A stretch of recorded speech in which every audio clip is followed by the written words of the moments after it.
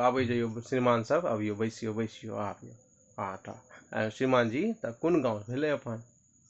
अच्छा अच्छा, हाँ हाँ, मधुबनी के बगल में। बुझि गेलहुँ, ओहीठाम जे रहिका अछि ओहिठाम ओहिठाम। बड्ड हमसभ गेल छियै महाराज।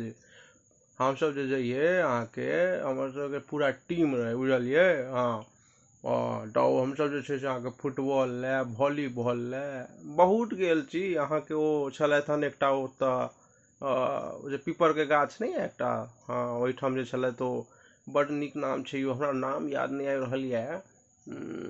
ओ जे छै से अहाँके बड्ड नीक खेलै छलथि ओ।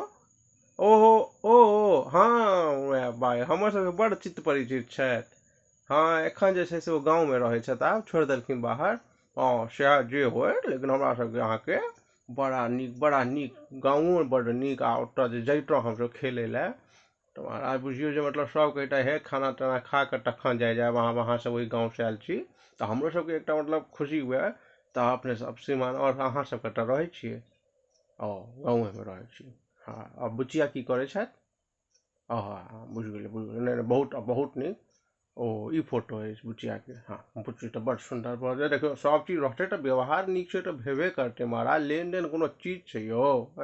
इम्हर से लियो उम्हर चलि जाइ छै महाराज। बैसू ने, चाय ताय लियो, आराम से हेबे करतै, पान तान खाओ।